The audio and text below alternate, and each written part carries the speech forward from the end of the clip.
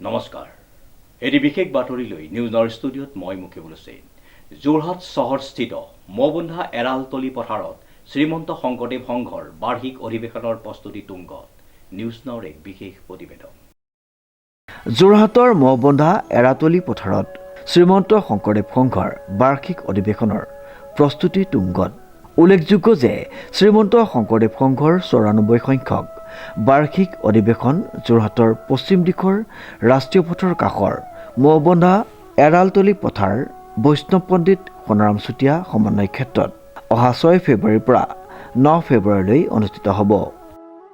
ধনেশ্বৰ লয়িং বোকাখাত জিলা শাখাৰ সভাপতি। আমি শ্ৰীমন্ত শংকৰদেৱ সংঘৰ ৯৪ সংখ্যক বাৰ্ষিক অধিৱেশনৰ কাৰণে আমি যোৰহাট জিলাক আমি অকণমান সহায় কৰিবলৈ আহিছোঁ।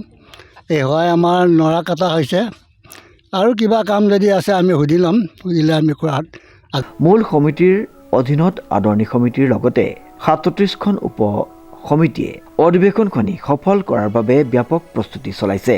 যোৰহাট জিলাৰ উপৰিও কাষৰীয়া গোলাঘাট শিৱসাগৰ জিলাৰ সংঘৰ সংগীসকলে অধিৱেশনস্থলী চাফ চিকুণ কৰি থকাৰ লগতে অধিৱেশনস্থলীলৈ যাতায়াত কৰিবলগীয়া পথকেইটা PWDৰ বিভাগে নিৰ্মাণ কৰিছে।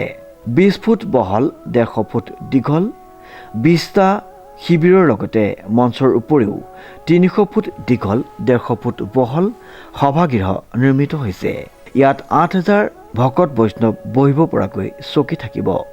প্ৰেক্ষাগৃহৰ নামঘৰ প্ৰতিনিধিৰ সভামণ্ডপ বিশেষ প্ৰতিনিধি আৰু ৰন্ধনশাল পৃথককৈ নিৰ্মিত হৈছে। ৰন্ধনশালত ৩০০ চৌকা থাকিব। ভোজনালয়ত ১০,০০০ লোকে একেলগে খোৱা লোৱা কৰিব পৰাকৈ নিৰ্মিত কৰা হৈছে। প্ৰদৰ্শনী আৰু গ্ৰন্থমেলাত ৮০০ৰো অধিক বিপণীয়ে অংশগ্ৰহণৰ বাবে চুক্তিবদ্ধ হৈছে। দিল্লী পুৰীৰ উপৰিও ৰাজ্যখনৰ ৫৬খন জিলাৰ প্ৰায় ২০ লাখ লোকে প্ৰতিনিধি হিচাপে অংশগ্ৰহণ কৰিব বুলি জানিবলৈ দিয়ে উদ্যোক্তাসকলে। ইতিমধ্যে এই অধিৱেশনৰ বাবে বিভিন্ন ঠাইৰ ভকত বৈষ্ণৱসকলে শ্ৰমদান কাৰ্যসূচী ৰূপায়ণ কৰিছে।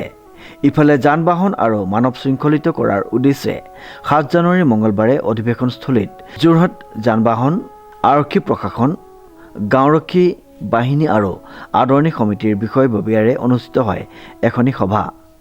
আদৰণি সমিতিৰ সভাপতি ডক্টৰ নবীন বৰাৰ সভাপতিত্বত গাঁওৰক্ষী বাহিনীৰ পুলিবৰ থানাৰ সম্পাদক অৰূপ বৰাই আঁতধৰা সভাপতি হৰেণ ভূমিজে উদ্দেশ্য ব্যাখ্যা কৰা সভাখনিত যোৰহাটৰ অতিৰিক্ত আয়ুক্ত ক্ষিতেশ্বৰ বনিয়া, যান বাহনৰ ইনচাৰ্জ দীপাংকৰ গগৈ, যোৰহাট পুলিবৰ থানাৰ ভাৰপ্ৰাপ্ত বিষয়া দিগন্ত কুমাৰ নাথ আৰু গাঁওৰক্ষী বাহিনীৰ যোৰহাট জিলাৰ উপদেষ্টা পৱন পাঠকৰ লগতে বহুসংখ্যক VDPৰ আদৰণি আৰু উপসমিতিৰ সৈতে জড়িত ব্যক্তিসকলে এই ক্ষেত্ৰত নিজৰ মতামত দাঙি ধৰি অধিৱেশনখনি সুচাৰুৰূপে অনুষ্ঠিত হোৱাৰ কামনা কৰে।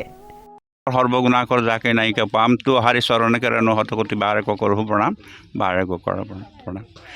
বোকাখাত জিলা শাখাৰ শ্ৰীমন্ত শংকৰদেৱ সংঘৰ বোকাখাত জিলা শাখাৰ অন্তৰ্গত ৰঙামাটি পৰমানন্দ আঞ্চলিক শাখাৰ পৰা আমি আজি যোৰহাট জিলা ৯৪ সংখ্যক বাৰ্ষিক অধিৱেশনৰ নৰা কটাত আমি সহায় কৰিবলৈ আহিছোঁ। ইতিমধ্যে আমি ৰাতিপুৱাৰ পৰা আহি কামত লাগি আছোঁ আৰু আমি তেনেকৈ আমাক আগতে আমি পাতোঁতেও তেওঁবিলাকে সহায় সহযোগ কৰিছিল আৰু আমিও এতিয়া তেওঁবিলাকক সহায় সহযোগ কৰি আমি আগবাঢ়ি যাম। মোৰ নাম শ্ৰীমতী ৰুণু লয়িং। মই বোকাখাত জিলা শাখাৰ ৰঙামাটি পৰমানন্দ আঞ্চলিক শাখাৰ পৰা আহিছোঁ। আমি সমূহ আই বাপ সকলে আজি ইয়াত যোৰহাট জিলা শাখাত আমি নৰা কাটিবলৈ আহিছোঁ। ৰাতিপুৱাৰ পৰাই আহিছোঁ। আমি ৮৫জনমান আহিছোঁ আই বাপ সমস্ত মিলি পেলাই। তাৰপিছত আমি ৰাতিপুৱাৰ পৰা এয়া কামতে ধৰি আছোঁ আৰু ঘামি জামি আছোঁ। কৃষ্ণ ৮৫জনমান আহিছে আমাৰ পুৰুষ মহিলা বিচাৰে আই বাপ মিলি পেলাই। যোৰহাটৰ পৰা প্ৰশান্ত গায়নৰ এক বিশেষ প্ৰতিবেদন নিউজ নাও।